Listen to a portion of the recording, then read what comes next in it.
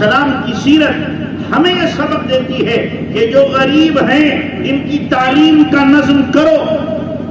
اللہ کے نبی صلی اللہ علیہ وسلم جب مدینہ منورہ تشریف لے گئے اور غزوہ بدر ہوا، غزوہ بدر میں 70 کفار کو پکڑ کر کے قیدی بنا کر کے مدینہ میں لایا گیا، تو اللہ کے نبی صلی اللہ علیہ وسلم نے آپ کو تعلیم سے کتنی محبت، کتنی الفت ہے، آپ نے کیا کیا؟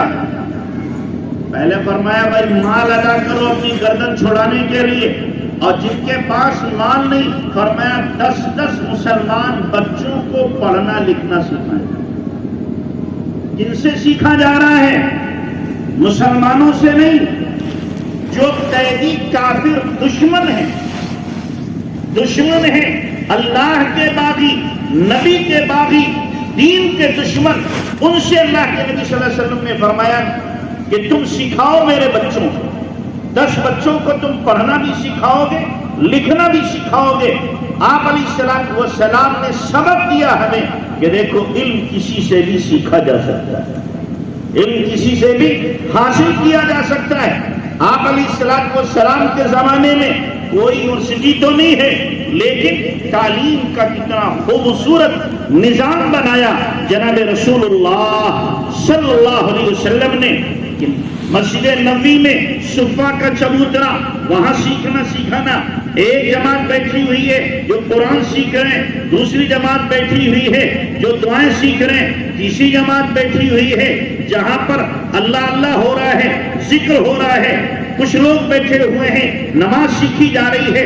اللہ کے نبی صلی اللہ علیہ وسلم کی مسجد میں 24 گھنٹے سیکھنے سکھانے کا ماحول تھا۔ یہ نظام بنایا تھا اللہ کے نبی صلی اللہ علیہ وسلم نے، اور اللہ کے نبی صلی اللہ علیہ وسلم نے جو 11 نکاح کیے تھے، ایک وقت میں 9 بیویاں آپ کے نکاح میں تھیں، ان کا بھی ایک مقصد یہ تھا کہ جب مسلمان عورتیں آئیں گی سیکھنے کے لیے، جوک در جوک ایمان لائیں گی۔ اب اگر آپ کی ایک بیوی ہوتی اور 100 عورتیں ایک دن میں ایمان لائیں، اب ان کو ایمان بھی سکھانا ہے، اسلام بھی سکھانا ہے، قرآن بھی سکھانا ہے، فرائض بھی بتانا ہے، ایک عورت 100 کو کیسے سکھائے؟ پریشان ہو جائے گی، اپنے گھر کے کام کاج نہیں ہو سکیں گے۔ تو پھر اللہ کے نبی نے 9 نکاح کیے، اگر 100 بھی عورتیں ایک دن میں آتی ہیں تو 9 میں تقسیم ہو جائیں گی، اور وہ ان کو تھوڑا تھوڑا وقت دے کر کے سکھا دیں گی۔ اللہ کے نبی صلی اللہ علیہ وسلم نے اس لیے بھی کیا 9 نکاح کیے تھے ایک وقت میں، ٹوٹل نکاح اللہ کے نبی صلی اللہ علیہ وسلم نے 11 کیا۔ تعلیم کا نظم کیا جناب رسول اللہ صلی اللہ علیہ وسلم نے۔ مکہ میں رہے جہاں چھپا چوری ایمان کی دعوت دی جا رہی تھی ابتداءً، تو دار ارقم میں اللہ کے نبی صلی اللہ علیہ وسلم صحابہ کو سکھا رہے ہیں۔ مدینہ جانے سے پہلے حضرت مصعب بن عمیر رضی اللہ تعالیٰ عنہ کو اللہ کے نبی صلی اللہ علیہ وسلم نے بھیجا کہ تم جاؤ مدینہ میں، ایمان بھی سکھانا، قرآن بھی سکھانا۔ چنانچہ حضرت مصعب بن عمیر نے 1 سال میں اتنی محنت کی تھی کہ مدینہ کے ہر گھر میں اسلام کا چرچا ہو گیا، ہر صحابی قرآن سیکھنے والا بن گیا تھا۔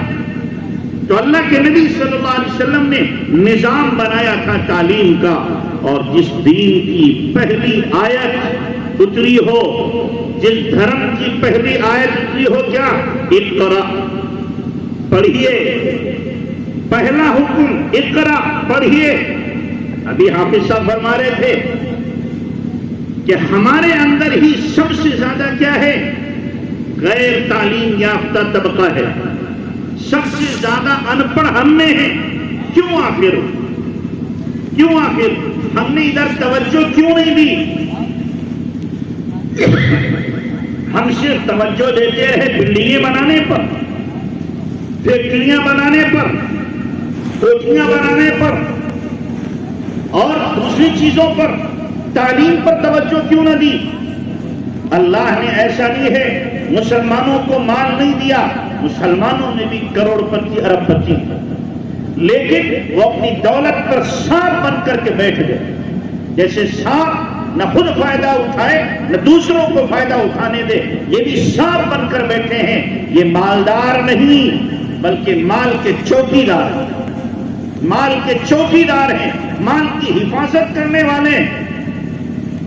اگر کوئی کروڑ پتی ایک طرف کوٹھی بناتا تو دوسری طرف کیا کرتا؟ کوئی اسکول قائم کرتا. ایک طرف بنگلہ بناتا, دوسری طرف کالج بناتا. ایک طرف اعلیٰ قسم کا مکان بناتا تو دوسری طرف اعلیٰ درجے کا وہ مدرسہ بناتا. دونوں چیزیں ہوتی کہ ہم اپنی ضروریات بھی پوری کر رہے ہیں اور ساتھ ساتھ میں کیا ہے, میرے اندر ملت کا بھی درد ہے, قوم کا بھی درد ہے کہ قوم کے لیے ہم نے یہ کچھ کیا. اصل تو وہی ہے جو دوسروں کے لیے مٹتا ہو. انسان وہی ہے جس کے سینے کے اندر دوسروں کے لیے درد ہو اور دوسروں کے لیے کڑتا ہو, دوسروں کے لیے مانگتا ہو, دوسروں کے لیے راتوں میں آنسو بہاتا ہو. وہ اصل انسان ہے.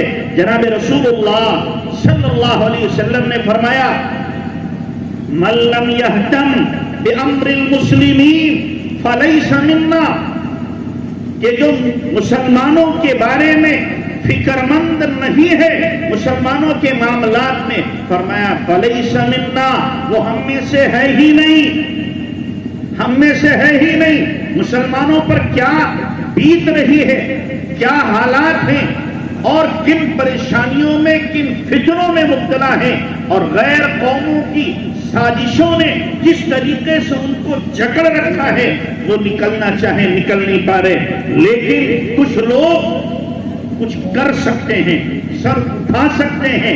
اللہ نے ان کو حوصلہ دیا ہے, ہمت دی ہے, تدبیر کا انہیں سلیقہ ہے, وہ بھی پلاننگ کر سکتے ہیں اور ایسے ان کے پاس وسائل اور ذرائع ہیں, لیکن پھر بھی نہیں کرتے. تو آپ نے فرمایا فلیس منا, وہ اپنے آپ کو ہم میں سے نہ سمجھے, ہم میں سے تصور نہ کرے.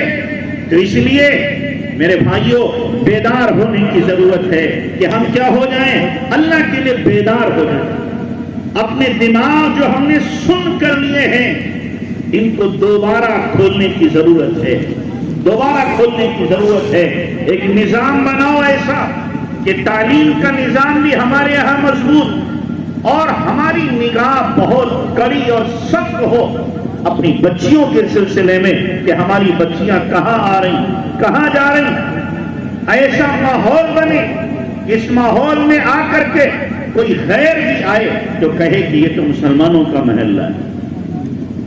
آج پتہ ہی نہیں چلتا کہ مسلمانوں کا محلہ, ہاں اس سے پتہ چلتا ہے گندگیوں کا ڈھیر لگا ہوا ہے, یہ مسلمانوں کا محلہ ہے. یہ ہماری پہچان تھی, یہ ہماری پہچان تھی. اللہ کے نبی نے تو کیا فرمایا تھا, نظفوا افنیتکم, اپنے صحن اور دروازوں کو صاف رکھو.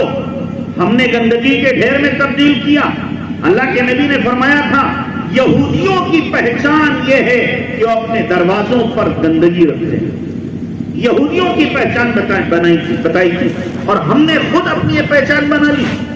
ہمارا سماج, ہمارا ماحول تو ایسا ہوتا کہ چاروں طرف سے دکھائی دیتا کہ دیکھو یہ مسلمان ہیں.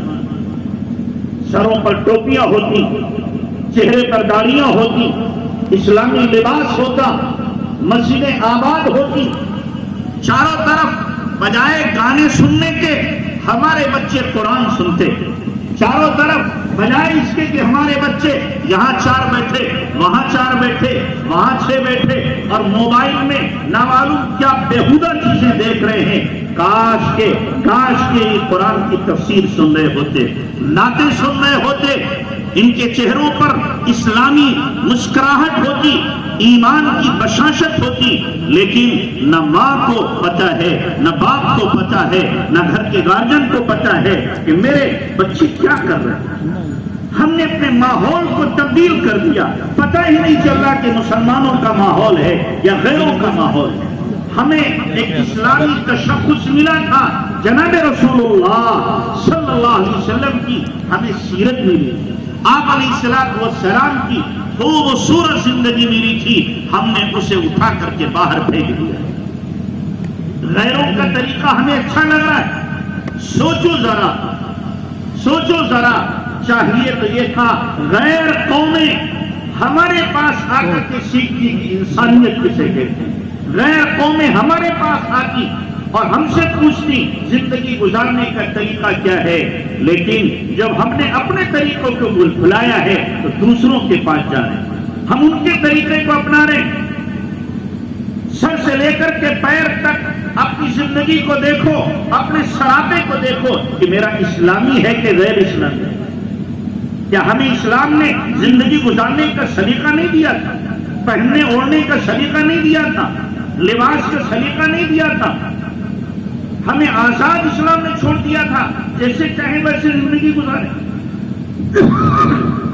خدا کے واسطے لوٹ آؤ، باز آ جاؤ، واپس آ جاؤ۔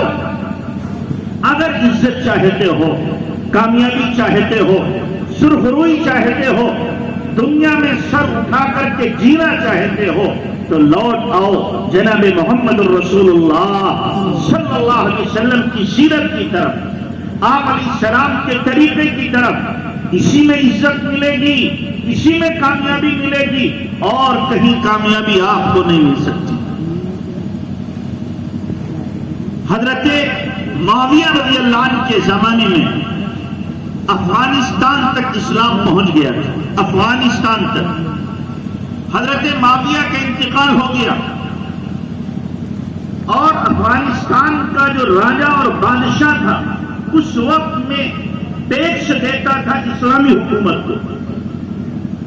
حضرت معاویہ کے بعد دور آگے بڑھا، 20-25 سال گزرے، اب مسلمانوں کا نمائندہ افغانستان جاتا ہے اور جا کر کے ٹیکس مانگتا ہے، تو وہاں کا جو راجہ تھا وہ کہتا میں نہیں دیتا ٹیکس۔ تو مسلمانوں کے نمائندے نے کہا اس سے پہلے لوگ آتے تھے، آپ انہیں فوراً دیتے تھے، کوئی چونچرا نہیں کرتے تھے، آج کیوں منع کر رہے ہو؟ اس میں جو جواب دیا تھا میرے بھائیوں، وہ جواب ہم یاد رکھیں اور خود سوچیں کہ ہم کہیں ایسا تو نہیں ہے جیسا وہ کہہ رہا تھا ویسے بن گئے۔ اس راجہ نے کہا تم سے پہلے جو لوگ آتے تھے ٹیکس لینے کے لیے، ان کے چہرے کو دیکھ کر، ان کے حلیے کو دیکھ کر ہماری مجال نہیں ہوتی تھی کہ منع کر سکے۔ ان کے چہروں پر وہ روب تھا، وہ نورانیت تھی، دیکھنے میں وہ ہلکے پھلکے کمزور تھے، لیکن جب وہ ہم سے مطالبہ کرتے تھے ہماری مجال نہیں تھی کہ ہم انکار کر سکیں، کھا کر کے ٹیکس دے دیتے تھے۔ تم آئے ہو، تمہارے چہروں پر وہ نورانیت نہیں ہے، تمہارے چہروں پر وہ روب نہیں ہے، تمہارے چہروں پر وہ نور نہیں ہے، اور ہم انکار کر رہے ہیں جو تم سے ہو سکے کر لو۔ ہم سمجھتے ہیں ہماری طاقت سے ہوگا، ہماری قوت سے ہوگا، ہماری کثرت سے ہوگا، نہیں، جو کام بنے گا یاد رکھنا اللہ کے نبی صلی اللہ علیہ وسلم کی سیرت اور آپ کی سنت سے ہوگا۔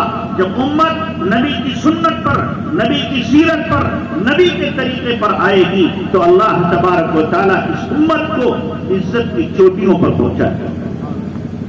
تو طے کرو کہ انشاءاللہ ہم سنت کے مطابق اپنی زندگی گزاریں گے، اور جیسے میں نے کہا اپنے محلوں کا سروے کرو کہ کتنے بچے پڑھنے والے، کتنے بچے نہ پڑھنے والے۔ سروے کرنے کے بعد ان کے لیے تعلیم کا نظم کرو، کوئی بچہ ہمارے محلے کا بغیر پڑھا ہوا نہ رہے، کوئی بچہ ایسا نہ ہو جو قرآن پڑھا ہوا نہ ہو، کوئی بچہ ایسا نہ ہو جو اسکول پڑھنے نہ جا رہا ہو۔ ہم سروے کریں، یہ ہے اپنی قوم کے ساتھ ہمدردی، یہ ہے اپنی قوم کے ساتھ محبت، یہ ہے اپنی قوم کے ساتھ الفت اور ان کی ترقی کے بارے میں سوچنا۔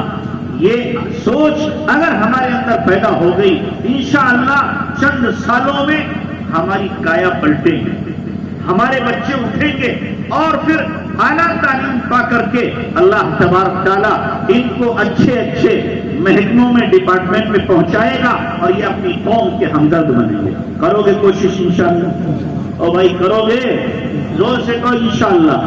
اللہ ہم سب کو عمل کی توفیق عطا فرمائے، آپ کے جذبے کی اللہ قدر فرمائے۔ وآخر دعوانا ان الحمدللہ رب العالمین۔